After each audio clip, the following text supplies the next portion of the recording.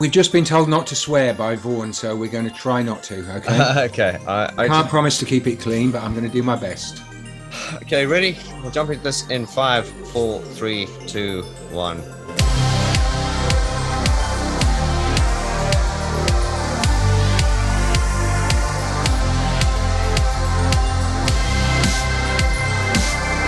Hi guys, and welcome to Geek Talk, where we talk deep and geek about pianos, keyboards, and synthesizers. And my special guest today is no stranger to the channel, and you're also going to meet Mr. Chris Bono, who is Gareth's partner with one of his many collaborations, and together they form Nous Alpha. So first of all, Gareth, welcome to the channel. Thank you, Vaughn. Nice to see you again. Once again, yes. How are you today? I'm very good, actually. I'm in Studio B. That's at home, right. and I've been playing around with the this music thing, modular Turing machine. I've got this Vactron mixer thing that does random panning, and it's really cool. So I've been like spacing out this afternoon with that. That's what I love about you, Gareth. You're one of my mentors and gurus, but you're like this everlasting child. You know, that enthusiasm that you exude. Love it. Chris, Mr. Bono, good to meet you, sir. You too, sir. And let's quickly start off with where we are at the moment. So you guys have, well, last year released, this is your latest album, and this is the Nous Alpha, A Walk in the Woods. There we go. And this literally, to you guys who've not heard this yet, if you've not heard it yet, all links in the description below. The name exactly explains what it is. It is A Walk in the Woods. This is a beautiful ambient album, and you know, we'll get more into the production in a moment. If you're a modular synth lover or not, this album can appeal to many people on many levels. But let's just start off with how this collaboration started. Chris, tell us how you met Gareth and how you started working together. Sure. Just one little tiny side note. It's usually known as Christopher Bono, only because people wouldn't find my music if they looked up Chris. Just but you can call me Chris, it's fine, but just so people know out there. All right, no worries. Where did we meet? So I was doing I have a project called Ghost Against Ghosts. It's a post-rock prog rock project. It's what I got this hammered dulcimer here for. I'm recording a new album for that project, but I was mixing. That first album from that project was extraordinarily expansive, extremely dense, and extremely complicated arrangement and structure for a whole conceptual album. And the first piece was 18 minutes long, I think. Do you remember, Gareth? I think. No, but I know it was a big, massive piece. This is yeah.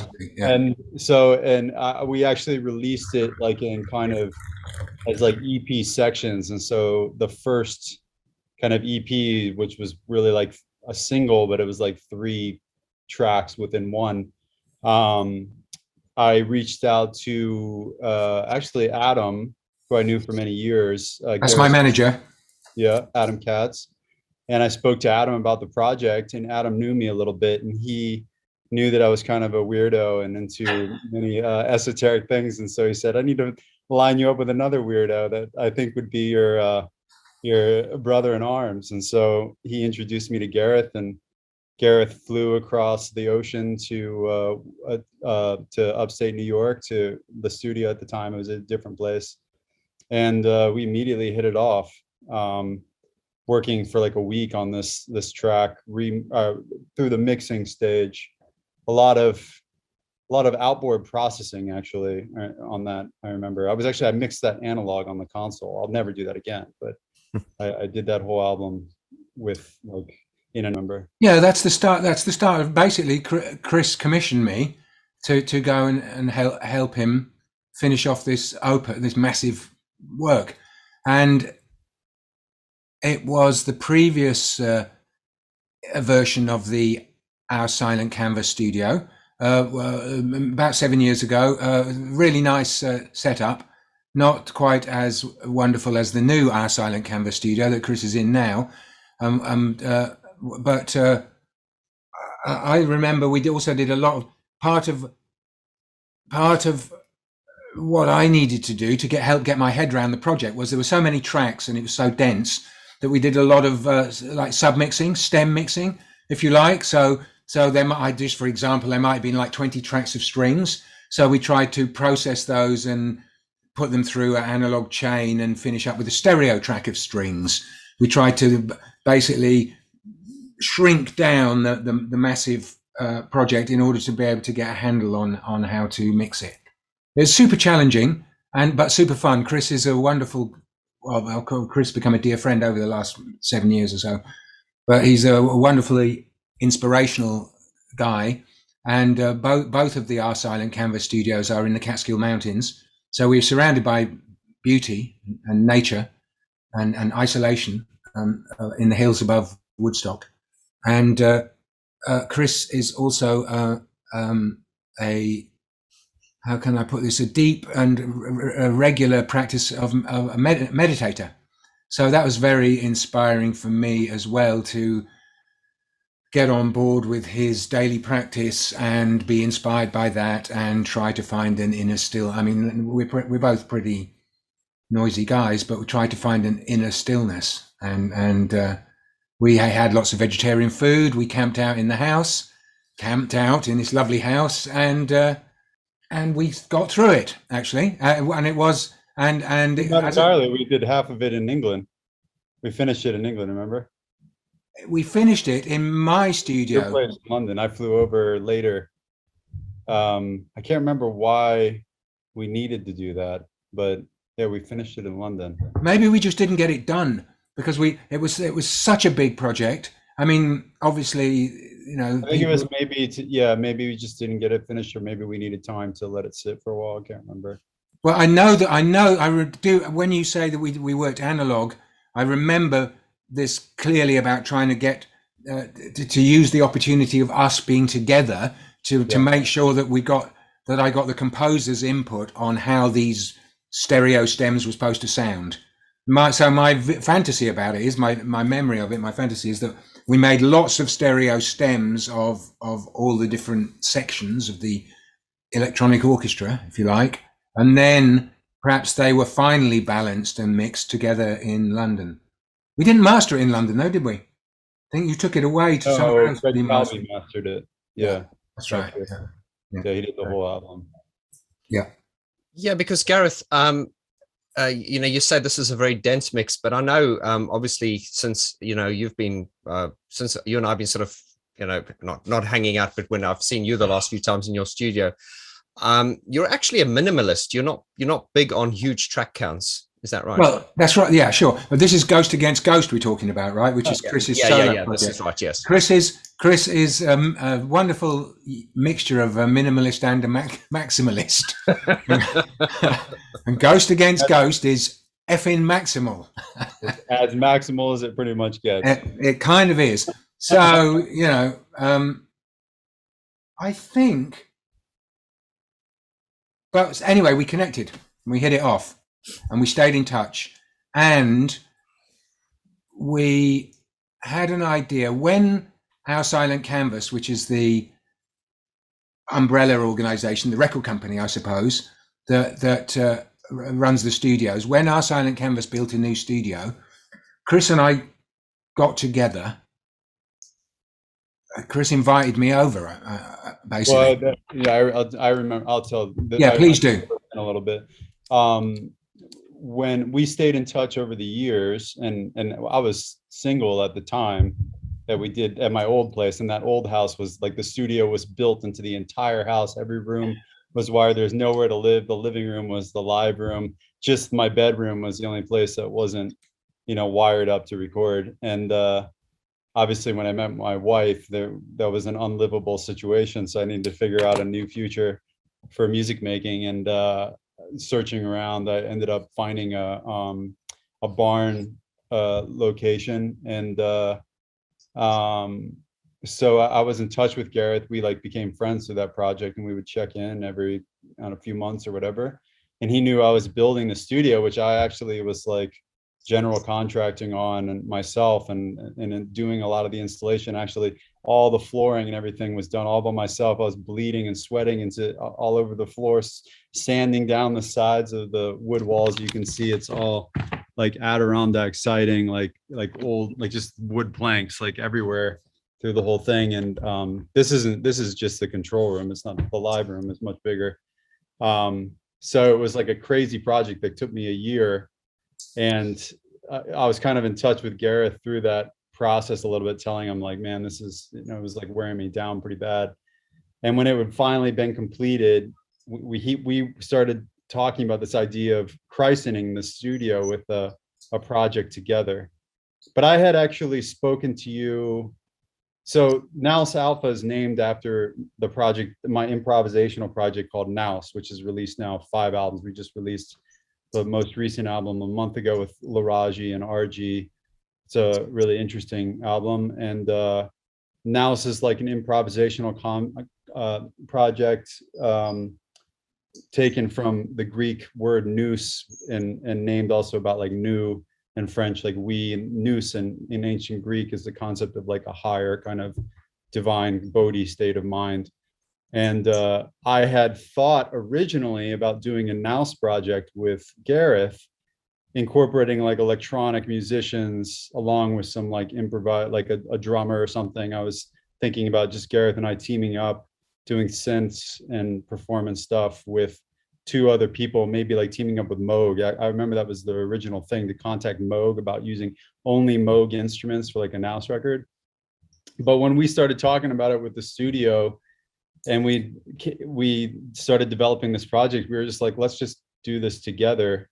And when Gareth and brainstorms these ideas with me all the time, we tend to brainstorm via conferencing phone across the ocean. And he had proposed, actually you proposed in person when we actually started recording. You were like, how about the name Nous Alpha, and pure Genius Jones style, to put himself, to put the, not himself, but the group on like as a delineating thing. But I loved it. It was brilliant. And the first thing he did was he was just pointing this idea to me, because the Nous already used the circumpump symbol, which is the circle with a dot. That's like the symbol for the Nous project. And Gareth just like hand drew in his little notebook right there the Nous symbol and then the alpha symbol. And he's like, how about that? And I was like, that's awesome, definitely. But the cool thing about that was the first album we did, the cover of that album literally is just like a scan of his original little print when he was trying to point that out to me. And I thought it was so like zen in the way that he just in that moment and just preserving that like first thought, best thought from him. I actually, and the cover now, like all the image of Nous Alpha is just Gareth's original sketch in that notebook. The one that's on the cover of the vinyl is actually that original sketch is just like lifted. Whatever they, like the logo of Nous Alpha from Genius Jones's original mind. So that was how that that's how Nous Alpha was kind of born, out of that christening. But we set up a set of rules that really defined our like in aspirations, but they really kind of became like rules, I would say, that defined how we work together. And that really kind of carried over across the 2 albums, though also mutated and evolved. But there is an aesthetic that you mentioned, like in our original working together on a collaboration mix, that idea that we needed to work in the room together. That was like the fundamental concept in this era of digital media that we like just design, laid down, like inscribed in the rules of our work, that in the body and mind need to be temporarily spaced in the same location for this work, which I feel really is important to the energy. I mean, we both, I'm sure, do a lot of collaboration at a distance, but there's just such a different. I think something Gareth has always taught me a lot is the importance of vibe. And this is something, when I first met him, and a lot of these sort of little interviews and stuff, I'd say, oh, can we talk on Zoom? And he'd be like, you know, we do Zoom, but wherever possible, Gareth likes to meet in person, because Gareth, you're all about vibe. If you want to just elaborate a bit on that. Whatever. I mean, that's, yes. Okay. You're a hands-on kind of guy. That's what I mean. I tell you that yes, but to follow on, and this is still going back to the first Nous Alpha record. Obviously, we'd like to talk a bit more about Walk in the Woods because it's super interesting and relevant, of course, now and contemporary for us. But the thing about the first record was not only did we decide we need to be in the room together, but also we decided that we would always perform at the same time. Always. So there are very few layers on the first record. Again, it's an attempt to get minimal. Now, I should say that Chris is whatever, however you want to say this. Chris is like a real musician. He can actually play shit like you can, Vaughn. He can sit down at the keyboard and play you a piece of music. Mm-hmm. And I'm like this weird noise merchant. So there's a kind of a wonderful creative tension between us when we're working. And I mean that in a very positive way, this creative energy, I should say. So because of this, I am not, when Chris and I were improvising together on the first record, my musical simplicity, if you like, I might be timbrally interesting or sonically rich, but my musical simplicity meant that it didn't turn into two super jazzers wigging out, because I'm unable to do that. And obviously Chris is, like all wonderful musicians, Chris is a great listener, as we all are. And so that had a special, again, even on the first record, we were trying to do limited track count. But I don't think on the first record, we said, okay, we'll do an improvisation together each. It was very acoustic, the first record. Our Silent Canvas studio, the bit we can't see, is incredible. And if we're lucky, Chris might give us a little walk around at some stage, just so everyone can see what it looks like. It's like a church, a big church. It's a wonderful cathedral to sound, full of instruments. And so we might pick up two skin drums, or, I might pick up a flute, and Chris might be on a meditation bowl or something. There were all kinds of incredible options. But so we always played together. And then we said, okay, we're not going to do many overdubs. If we do an overdub, we've both got to play again. And what's interesting for me about this is not so much, it's the fact that it's a manifesto, and I've talked about this before, and it's a box. It limits possibilities. Yeah, and I found so often, as we've spoken about, if we limit possibilities, I get more done. And that's, to me, the rules as such are either interesting or not. They were interesting to me and Chris when we made the first Nous Alpha record. The rules were very interesting, but then they're not as important as the idea of saying, let's restrict ourselves inside a manifesto so we make sure that we don't have infinite possibilities. Which is a big problem for producers these days. We don't want to go off on a tangent, especially to the newbies. You can start if you've got endless access to, back in the 80s and the 70s when you were limited by, processing power, track counts. These days, you've got these almost like infinite possibilities. So yeah, one thing Gareth has instilled onto me as well is the importance of limiting yourself and, a manifesto. Right, let's jump onto this record. As I say, I brushed up on it again this morning. What I like about this, it's one of those records you can listen to it many, many different times. You can listen to it passively, or you can listen to it fully engaged. Now, even if, and you can listen to it in different states. Don't do drugs, kids. But, there are so many levels to this. And it's also very often when I hear, because I get sent demos to listen to very often, but very often when I listen to music, it's very clear to me sort of not what the intention is, but you can sometimes hear, okay, this is someone geeking out, or this is someone doing this. What I like about this is not only clearly two masters of their craft, it's an interesting listen because the emphasis is not only on the technology, it is also on the expression, if that makes sense. Because a lot of demos and stuff I hear, it's clearly just all about the technology. And this really is almost like the perfect balance between ecology and technology. if I can use a better word. And it is really, as it says on the tin, a walk in the woods. So let's talk about how you recorded this and what the inspiration was initially. Yeah, so after the first Nous Alpha album, Without Falsehood, it was called, I think a year, I mean, we immediately knew we were going to plan a second one. I think we even have made set the intention to try to make one once a year. Of course, that's overly ambitious, but I think only a few months later, it wasn't long before we started having the first discussions where we start to just brainstorm ideas about what we're going to do, which we've already started on we've begun doing on the third one. But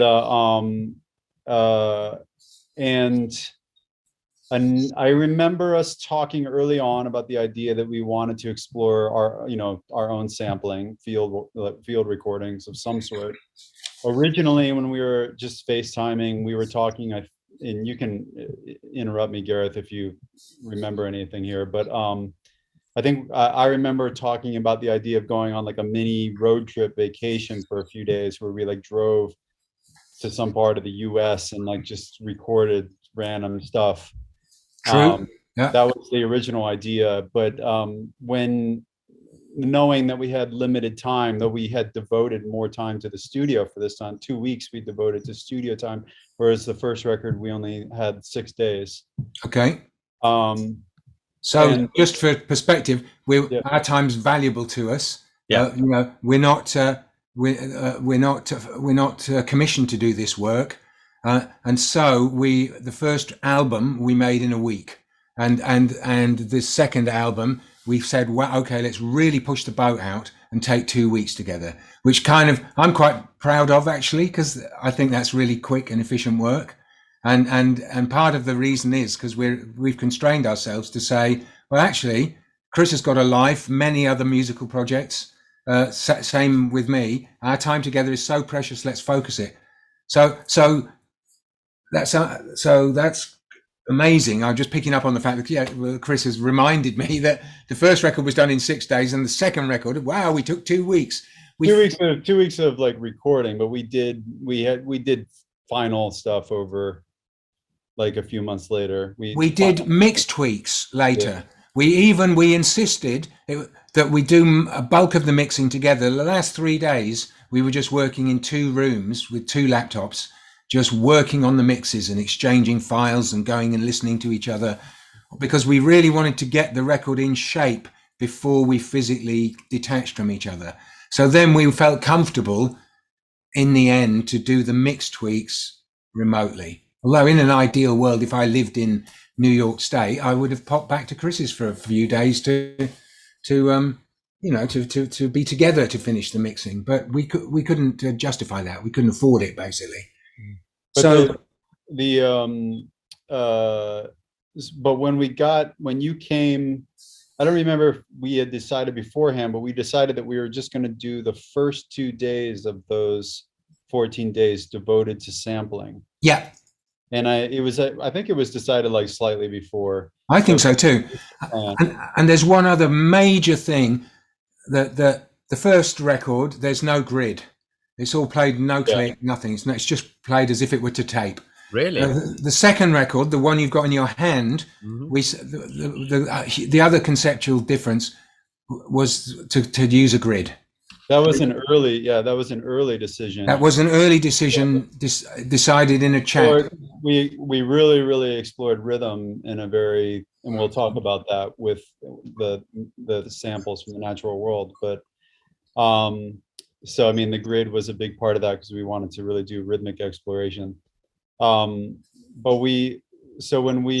the first day we decided we were going to just take a drive into the Catskills, into the Western Catskills, way out in the country. And I don't even know if we really had a plan of where to go, but we ended up we stopped at a diner and got a couple samples somewhere, but then we went to a hiking trail and we went on the first like path in the woods up the hill in the Catskill Mountains. And the idea was that we would just stop along the way and have these pretty much just random jams in the woods with whatever we found. We brought no instruments, brought nothing. we just picked up whatever was around us, sticks, stones, rocks, leaves, whatever we had. There was a sign we banged on, and we, in silence, without any gesturing or without any suggestion, just began making music with each other in this extraordinarily primitive fashion, which is, for me, this what I love about Nous Alpha, and going back to the idea of Gareth being a minimalist and a maximalist, which always comes up when people talk to us about these things. But, and of course we have qualities of both, but that's what, like, we pulling each other to the center is what makes what I do with them, and I think what other people interpret that I like it, that they find something meaningful in there. But I find within my own work that it brings out something. His qualities bring out something, as any, you know, band that kind of works together. We bring out these qualities with each other, and we meet in this middle that kind of complements each other. So, like, in the woods, it complements us, and of course it supersedes us. For both of us, we obviously flower in other ways, but the sum of us together is more than the sum of us individually, in a special way, I suppose. You know. So going in the woods, like, and I mean, we had, you know, no idea what whenever you're recording or improvising ideas, it's always like, you don't really know what you're channeling at the time till after. But there was, it was way beyond the idea of just getting some sound for, like, sound objects, individual sounds, like, just, you know, samples. It was really the shape of the jams that defined every single piece. Every single piece on the record was defined by the rhythms or some characteristic of those jams. It was not about, like, an individual sound, but about, like, the performance itself. They were literally like a series of performances in the woods that were then utilized in order to build these pieces over. And what was really interesting when we got back and started building this up for me was that there were extraordinary rhythms that came out from that jam that you would have been very, very hard to produce on traditional instruments, nor would you have thought of. There were things like, we were doing very random rhythms in general, just performing wise, but also there were, like, things where we would throw a stone down, like a rock, and the rhythm of that stone, like, tumbling down, like, created its own, like, beat. There were just, like, kind of things that were like collaborations with nature and gravity and the natural forces that created their own rhythms that drove these compositions, which I found really fascinating. Yeah, really deep, very profoundly spiritual, even, I would venture to say, because of this deep connection to the natural world. As Chris, I want to underline what Chris said. There was never any intention to sample single hits. This was all about getting complex grooves and textures out of the natural world. You know, in the 80s, when we made Pipeline in the 80s, which we spoke about recently, it was all about single hits for some reason, because the samplers were so small, I suppose. But this was nothing to do with single hits. It was all about, you know, as we tried to express, it was about performing in nature. Yeah, and we did take it. The only instruments we took were microphones and digital recorders. Yeah, like a little Zoom recorder. No, we didn't take a drumstick. We didn't take a hammer. We didn't take, it was. No, we did spend the second day in my garage, yeah, experimenting with, like, tools and garage things, but that didn't lend to too much. We barely used anything from that except for the track Bike Wheels, where we did an improvisation on the bike, just the two of us playing a bike, like, banging on it, that led to a cool piece. But everything else was, I would say 95 to 97% of the materials from the woods. Yeah, absolutely. And even the garage is in the woods, actually. So, you know, it stayed true to the thing. It's not like the garage isn't like in downtown Manhattan. It's in the woods as well, you know. So I was surprised when I heard this, obviously, because obviously you, Chris, you've obviously heard Electrogenetic, of course. And of course, you can hear elements of that in here because he's, yes, obviously Gareth's in it. What I do hear in a lot of this is there's a lot of melody, lots of melodic elements. Would you say, Chris, you contributed more of the melodic elements? I think like most of probably the like music-y The melodies, so to speak. Yeah, like and a lot of the bass lines and stuff. Like I performed, and that was on with the Prophet XL, which is a whole nother story that we like. Another thing that we just said was I was only going to use this one synth primarily. We did use a Moog as well, like really explore this Prophet, because I've used a lot of the sequential stuff in the past, but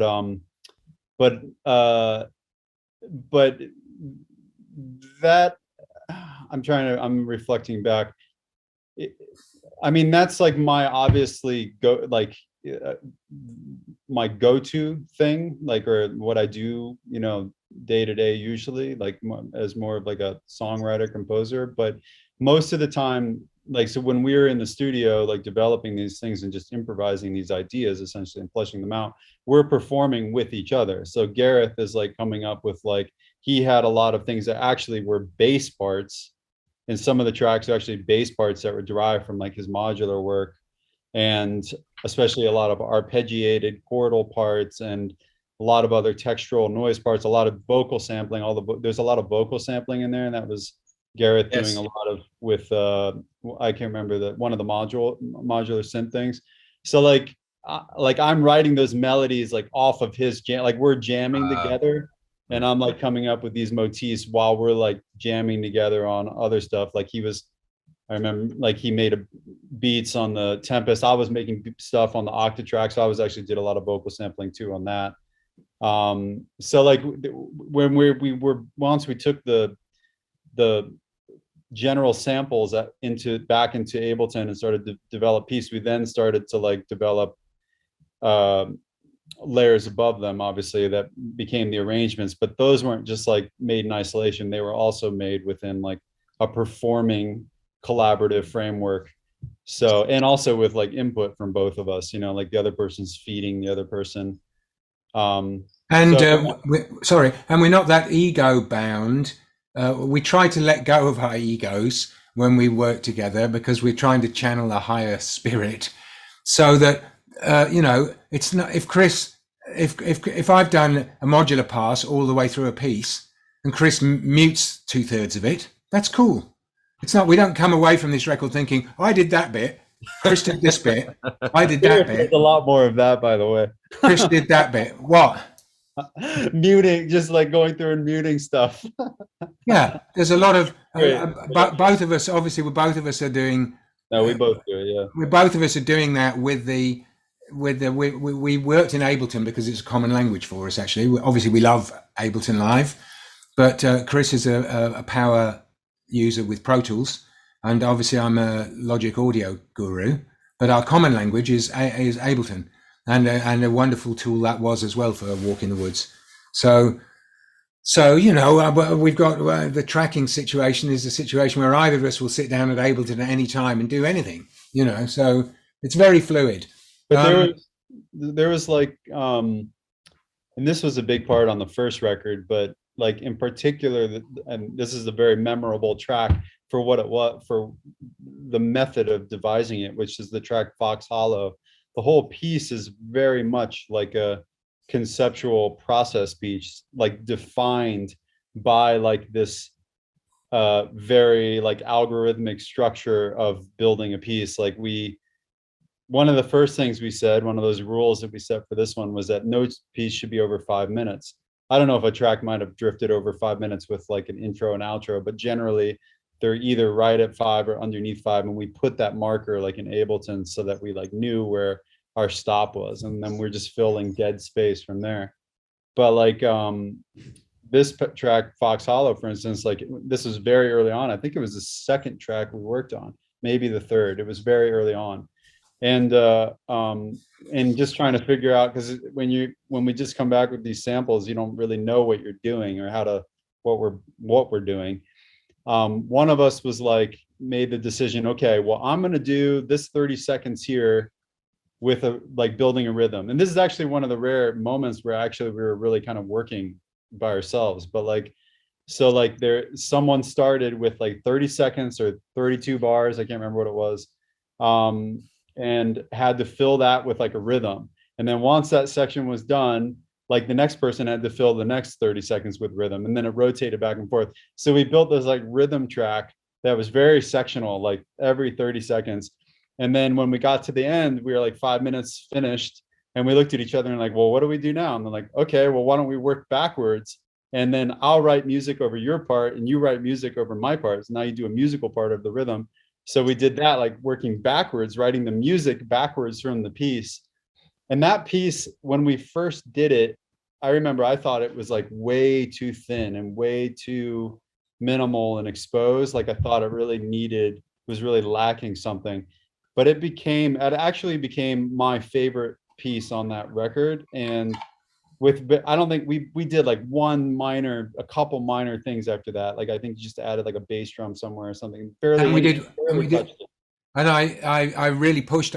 There's a 13/8 bit where Chris does this wonderful melody, and I really pushed to have that twice. We did that twice. Chris was a bit uncertain about that at first because it kind of broke the rule, but I loved it so much. I said, look, I just got to cut it. It's got to come back there. Yeah, there's a great video of that track too for Fox Hollow now. If people get a chance to see it, but most of the people that have heard the record, it's also one of their favorite pieces as well. And it's very interesting that people say that because it's a very kind of abstract, weird electronic work that's extremely sectional, but it really is like a walk in the woods. Like that track itself is like this journey through these different environments, like kind of all over the place. And I don't know, it really kind of became for me a defining piece for that project. Yeah, me too. It's one that we both love. And Joy of Joys, essentially, it's a 4-track recording because Chris did an improvisation in stereo, followed by me doing the net or whatever order we did it in. We don't care who did what, but the process was all the way down in stereo and all the way back in stereo. So really it's a 4-track recording. I came into this project on the back of a spiritual friendship project because when I go to the East Coast, I always try to spend some time with Chris and some time with Nick in order to defray costs. And I've really been pushing this idea of limited track count because it's so difficult to do with digital. If you record on tape, it's really easy because you really have got limited tracks. But with digital, obviously you're only pretending you've got limited tracks. Yeah. But I really pushed it with the spiritual friendship, and it was productive. And Chris was very receptive to this idea as well. When I turned up, I said, look, man, can we like be thinking in terms of like 8 stereo tracks or like a 16-track? You know, so many amazing records have been made on 16. My favorite records have been made on 16 tracks or less, you know. And so we probably finished up with 12 to 16 stereo tracks. But Fox Hollow is 2 stereo tracks. We could have done it on a 4-track tape recorder with a razor blade. Okay. With cutting the sections together, right? Except we used Ableton to like we did some things with like Ableton that were meaning just like with tempo change and time warping. I mean, there are obviously like it's maximum. Like there were certain samples where we stretched to the maximum amount that Ableton sounds like a baseball being hit out of a park or something so slow. But in terms, I agree absolutely. Yeah. In terms of track count is all I'm talking about. Obviously there's digital manipulation without end in some of the sampling work. But anyway, so that was important to both of us, and it's amazing that one it resonated with not just with us but with quite a few people. I've learned. In the past, I've been quite precious about not playing unfinished stuff to people. I almost only want to play it when it's mastered to people. Yeah. But again, from my friend Nick, who I hope I'll get on your channel sometime, he works in a totally different way. In his Space Pit studio in Brooklyn, it's more like a gang vibe. Like people just like come in you know, at any stage. And the first time this happened to me like years ago, I was like, oh my God, what's going on? You know, but because it was so scary. But actually, I've learned to love the process. And we had a similar process with a good friend and a colleague of Chris's, a great producer and musician who lives fairly close, and he came over to visit, and we played him Fox Hollow, didn't we? That was amazing. That was the first person who'd heard. Oh no, I think your wife had heard some actually. Karina had heard some. Actually, I had another friend come over. My French friend, Carol, and her friends were. Okay, yeah. But it was super interesting how he picked up on the track, and we could see when we played it to him, he was like, "Wow, what the fuck? You know, what have you guys done? WTF?" Well, let's talk about some of the gear that was used in this. Obviously, we've used sounds from the forest, and the whole idea. Yeah, as I say, to me, it's like the perfect merger between technology and ecology. If you excuse my analysis, that's good. Yeah, I'll coin that. I like it. So, okay, so and obviously, guys, to you watching this, all the links on the description below. I advise you to go and listen to this with some good quality headphones. It's not just for geeks, it's for anyone. It's really, really, and as I say, it's got the technology there for the geeks, but even if you're not a geek, it's got soul and vibe. It's a really, really, it's almost a masterclass in, electronic music, very much like Electrogenetic.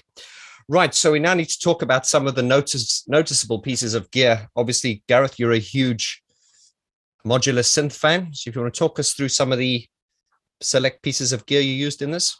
Yeah, I'll start by saying that we limited our gear as well. It's a huge studio, our Silent Canvas studio, full of stuff.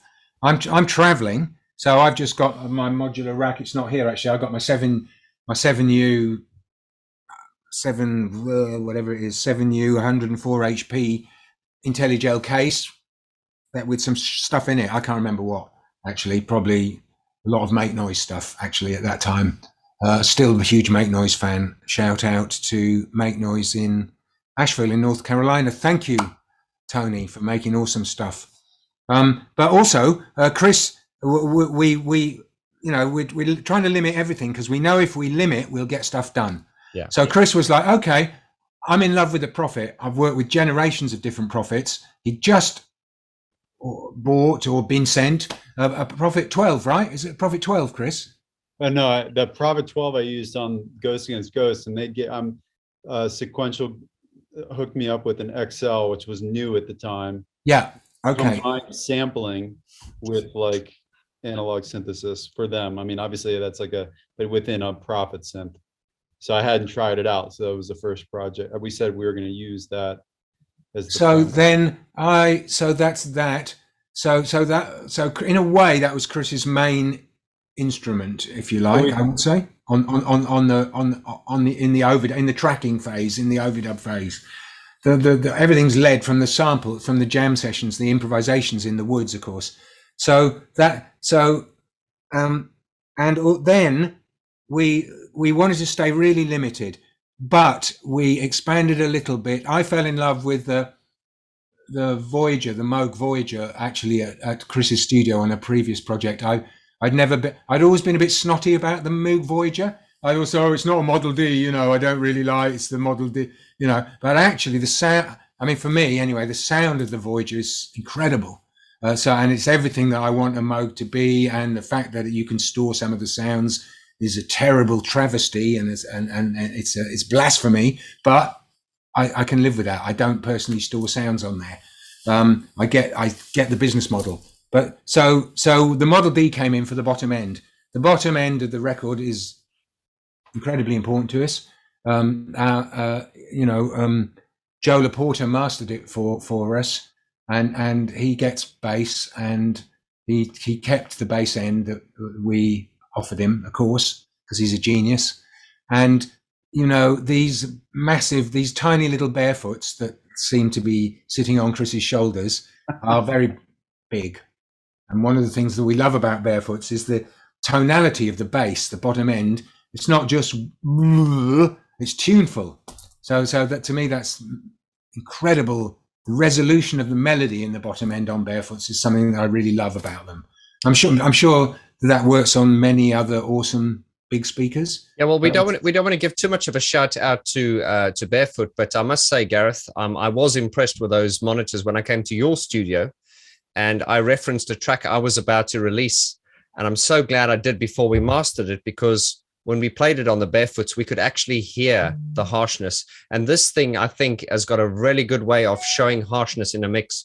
So I'm definitely going to look at investing in those in the future. There's my shout out to Barefoot. Well, yeah, I'm not trying to make you spend money, Vaughn. But anyway, you know, the bass was very important to us, and the Moog was there, and basically we had that patched in all the time. We had workstations that were available constantly. So the Moog Voyager was one of them.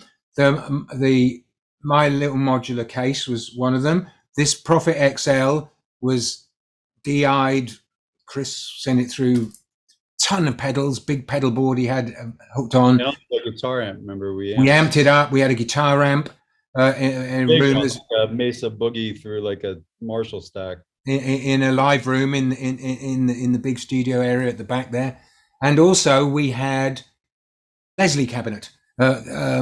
Chris has got a really nice vintage Leslie cabinet with a guitar input box on it, you know, standard mod. Everyone loves it. So we had that like on a send somewhere, so we could send anything at any time into the Leslie, which we had mic'd up with a couple of awesome mics. I can't even remember what they were, but yeah. So no VSTs on this at all. I doubt it. I doubt there was a VST on there. So all software synth? You mean like a VST, like a software synth? Yeah, meaning like software plugins or just real. No, there's software plugins. There's effects plugins. Yeah, but I'm talking about the instrumentation was all analog modulars. Yeah, there's no software synths, no software instruments. Not that those are amazing, but no, we didn't use any. There was, but we did also have Octatrack that was set up. And we also had is it a Juno 60 you've got, Chris? Oh, and the Juno 60, an old Juno 60. We had the Juno 60 because it's got a clock in.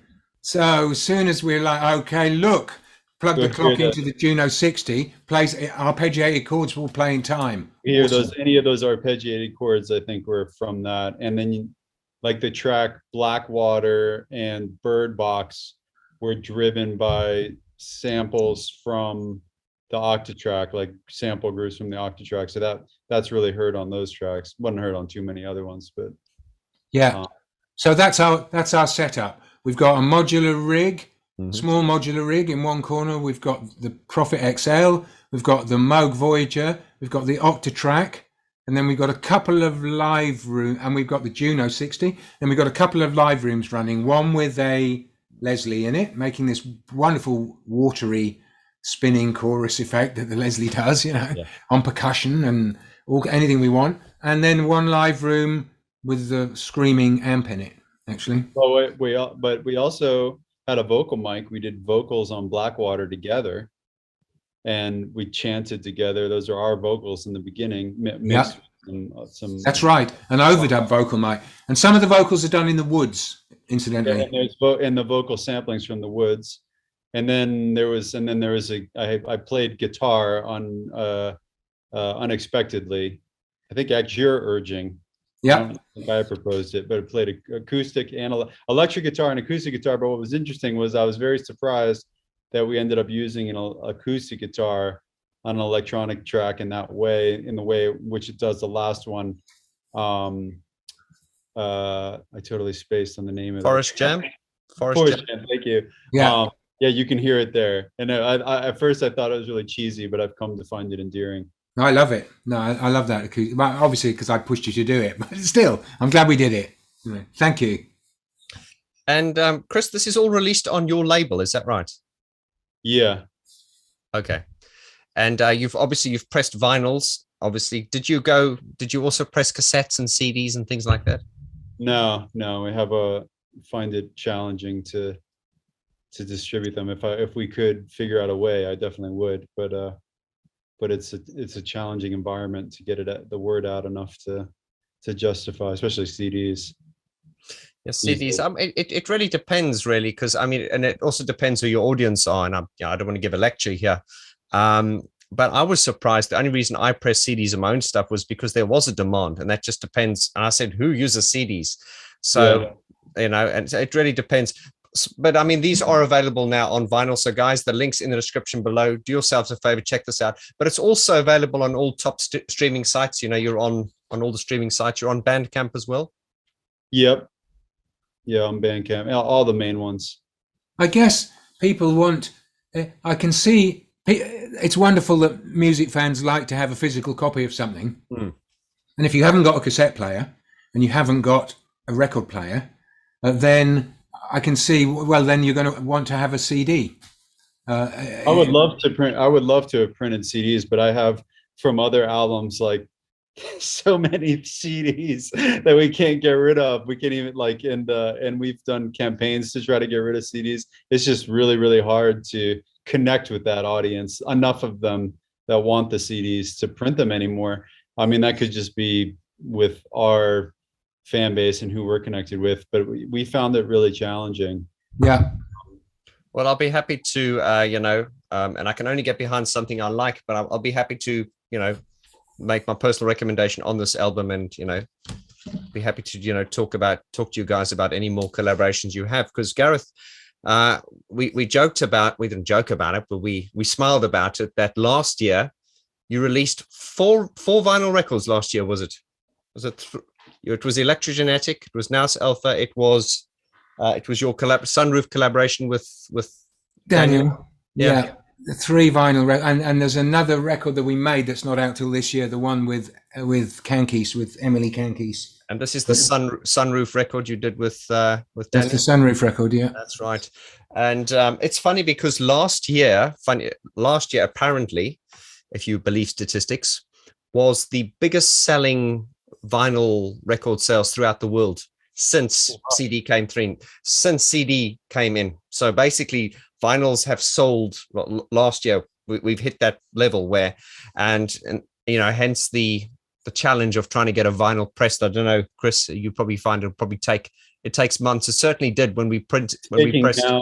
Yeah, it's taking. We had looked into it for the Nous Alpha record we just released, and the last time was like, I think everyone was saying like 10 months. Yes, it was like crazy. Never heard of that before, but yeah, it is. That was the case with this one, Gareth, wasn't it? It took us 10 months to get this baby printed. Was it 10 months? With 10 months, yeah. And it's a huge lead time, you know. That was a combination between, I think, COVID and Brexit and all that, but we eventually got them. So, and just a shout out for Agro Monkey Records. Anyone's interested in these, we have limited copies of these left. Gareth Jones's debut album, Electrogenetic, available on vinyl. Link in the description below. I got to get one of those. Haven't you got one, Chris? I don't have one. No, you got to get one. No, when you come over, you have to bring me one. Yeah, I will. So, gentlemen, what is the plan for? Have you got sort of like a plan for another one, or is it not a plan at the moment? We've definitely got a plan. I mean, we're not. You know, Chris has been very busy on some other things, as we both have. So we've just recently started reconnecting and just hanging out on FaceTime and Zoom. But we did talk recently about picking up the pieces of where we left it. We've got a very broad concept, and this is nothing to do with notes or rhythms. We've got but it's powerful because it's an overall concept, and the concept is to try and build a record in such a way that when the record is finished, not necessarily mixed, but when the record is finished, we can perform it in the room where we are. Correct. But as more like an installation kind of performance. Yeah. I'm not thinking about. Won't be me playing guitar. Don't worry, anyone. but it could be me with an MPC or something. You know. We will probably. We've like everyone who lives in the real world, we've got a real interest in sound coming from all directions.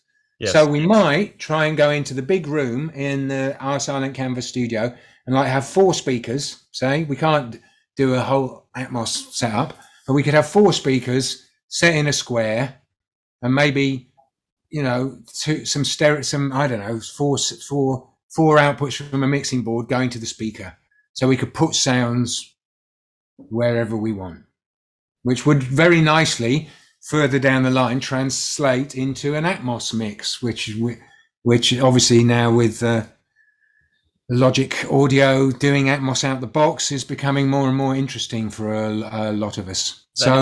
That is true, Gareth. And to you guys watching here, be sure to watch. Gareth and I are going to do another video coming soon, all about Atmos, and we're going to talk about that, our feelings on it. And you know, I'm no expert on it, but Gareth's really excited about the concept and the prospect of Atmos, and we'll talk about that in another video at some point as well.